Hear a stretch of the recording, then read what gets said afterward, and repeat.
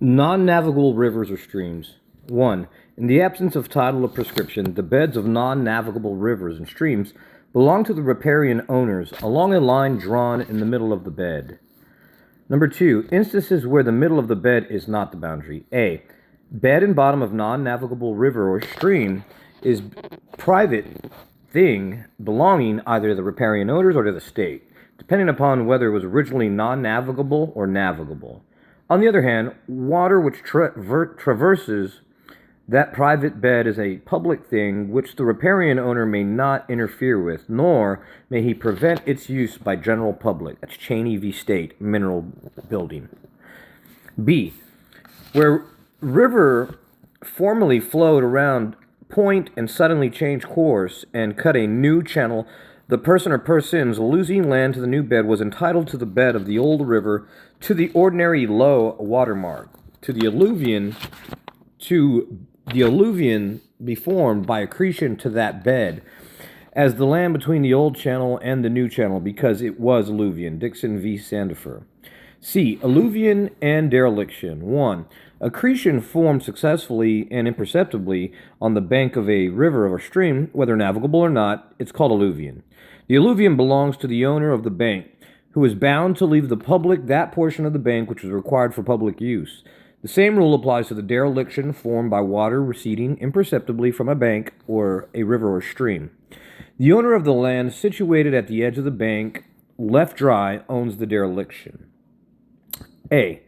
Where Army engineers, as an aid to flood control, put in a small high-water pilot channel, which eventually became the main river channel, the fact that this act of mankind had something to do with the change in old river channel did not prevent accretions to adjoining land along the old river channel from becoming the property of the riparian owners.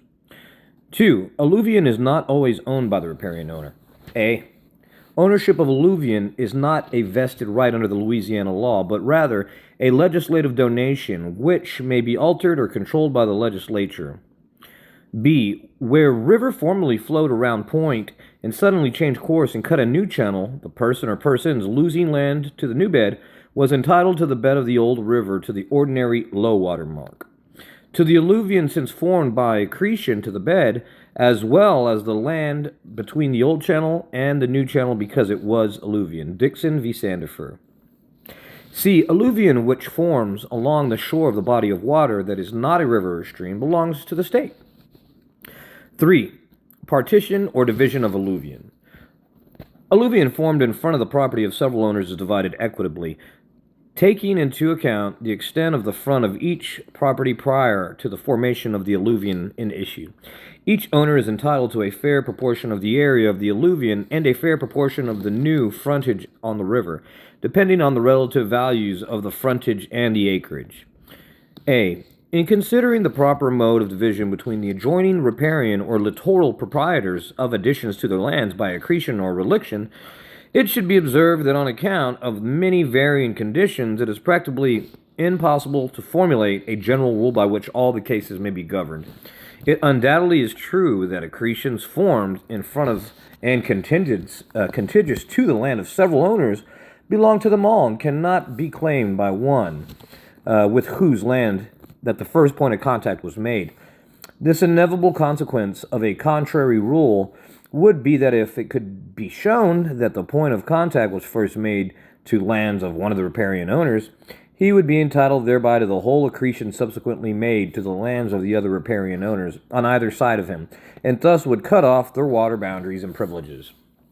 According to many authorities, such additions should be divided equitably among the riparian proprietors. The two principal objects to be kept in view in making such an apportionment are 1.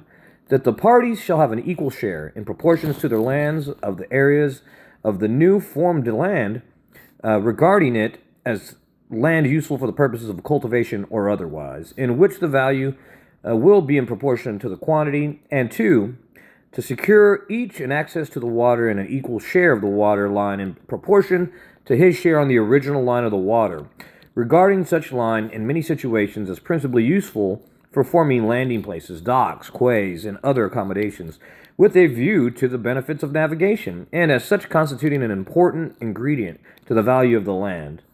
A rule or mode approved in many cases, unless it results in such inequalities as to make it inequitable, is to give the several riparian proprietors a frontage on the new shore proportional to the frontage on the old, connecting the respective points by straight lines.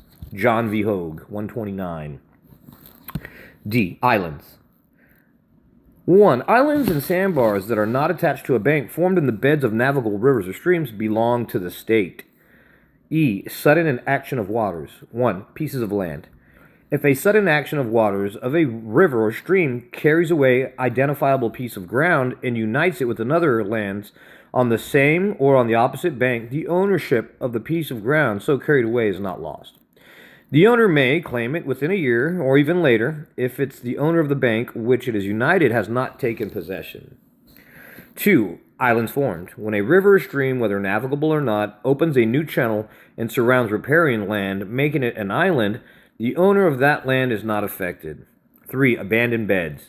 When a navigable river or stream abandons its bed and opens a new one, the owners of the land on which the new bed is located shall take by way of indemnification the abandoned bed, which in proportion of the quantity of the land he lost. Now, if the river returns to the old bed, each shall take his former bed.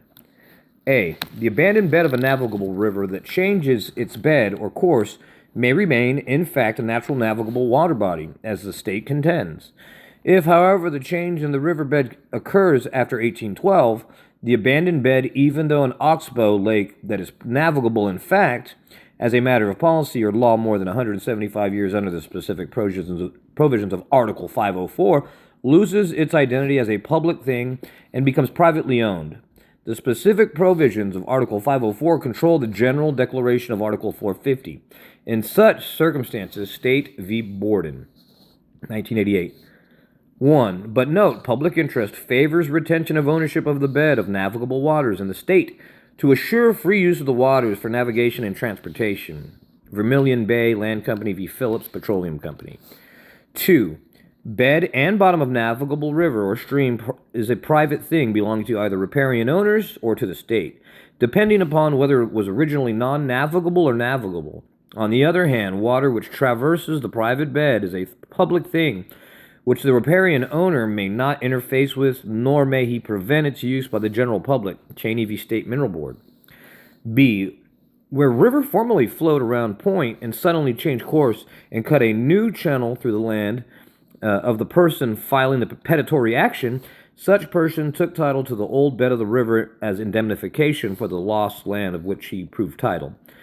He was also entitled to the bed of the old river to the ordinary low water mark, to the alluvion since formed by accretion to that bed, as well as the land between the old channel and the new channel because it was alluvion. Dixon v. Sandifer.